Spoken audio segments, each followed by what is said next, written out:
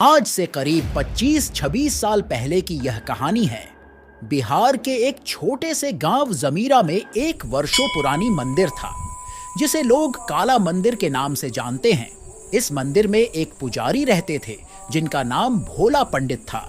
भोला पंडित वही उस मंदिर में रहते, खाते पीते और सो जाते थे। एक दिन की बात है, जब भोला पंडित सो रहे थे, तो जो मंदिर में घंटा था वह अचानक से टूटकर भोला पंडित के ऊपर गिर जाता है, जिस वजह से भोला पंडित के प्राण निकल जाता है।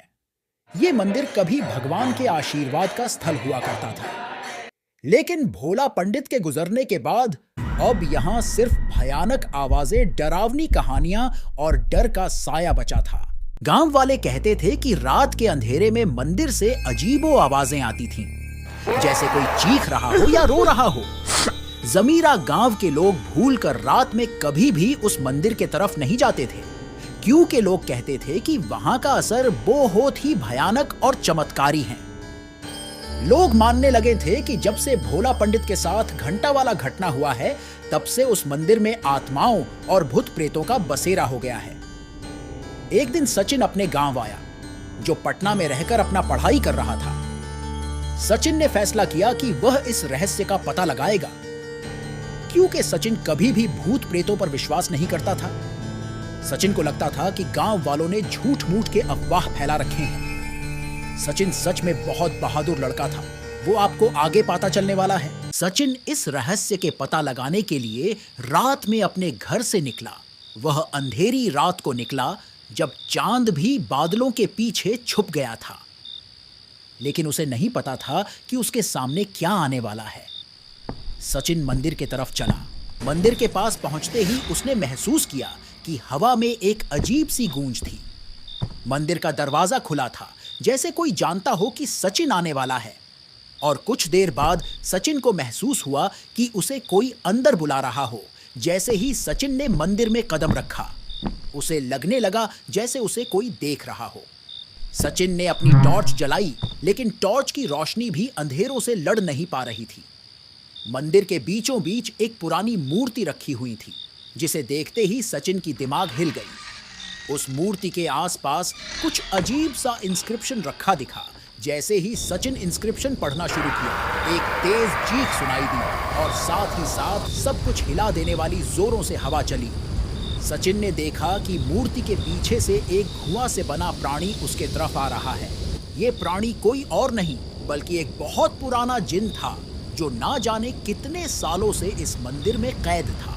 जिन ने अपनी भयानक आवाज में सचिन से कहा, क्यों तूने मेरी नींद को तोड़ दिया? अब तुझे इसका भुगतान करना पड़ेगा। यह सब देखकर सचिन एक जगह खड़ा हो गया। जैसे सचिन का पैर जम गया हो, उसके दिमाग काम करना बंद कर दिया और वो केवल देखा जा रहा था। तभी सचिन हिम्मत करके पीछे हटना शुरू किया, लेकिन जिन की शक्तियों से वो अपनी जगह से हिल भी नहीं पाया।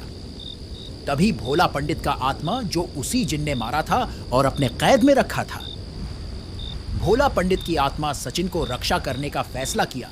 वह आत्मा आई और उसने जिन को रोकने की कोशिश की। दोनों के बीच एक भयानक युद्ध चालू हो गया। पंडित के आत्मा ने सचिन को कहा, जल्दी यह मंदिर छोड़कर भागो, यह जगह तुम्हारे लिए नहीं है। सचिन ने जोर लगाकर अपने पैरों को आगे बढ़ाया और मंदिर से बाहर भाग गया। मंदिर के बाहर आते ही उसने देखा कि अंधेरा धीरे धीरे कम हो रहा था और सुबह होने वाली है। सचिन भागना शुरू किया और पीछे मुड़कर भी नहीं देखा और अपनी जान बचाकर वापस घर आ गया।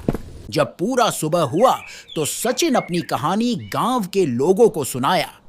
उस गांव के मुखिया ने यह फैसला किया कि अब उस मंदिर को हमेशा के लिए बंद किया जाए, और उस मंदिर को हमेशा के लिए बंद कर दिया गया। दोस्तों, सचिन की हिम्मत और उस भोला पंडित के आत्मा के त्याग की वजह से गांव को एक नई जिंदगी मिली थी। लेकिन काला मंदिर का रहस्य आज भी वैसा ही है। उस अंधेरी रात की वो भयानक दस्ता सचिन अभी तक नहीं भूल पाया है। यह कहानी मुझे अमित कुमार बिहार के आरा से भेजे हैं। अमित भाई, आपको मेरे तरफ से बहुत बहुत धन्यवाद। जैसा कि आप मेल करते समय अपना मोबाइल नंबर भी मुझे सेंड किए थे, जिस पर 2 GB पर डे वाला प्लान से रिचार्ज कर दिया गया है। अगर आपके पास भी ऐसा ही कहानी है तो आप मुझे किसी भी फॉर्मेट में इस ईमेल पर सेंड कर सकते हैं और जो नंबर रिचार्ज करवाना हो उसी ईमेल में मेंशन जरूर करें। दोस्तों, यह वीडियो आपको कैसा लगा कमेंट में अपना राय जरूर दें और चैनल को जरूर सब्सक्राइब करें। धन्यवाद।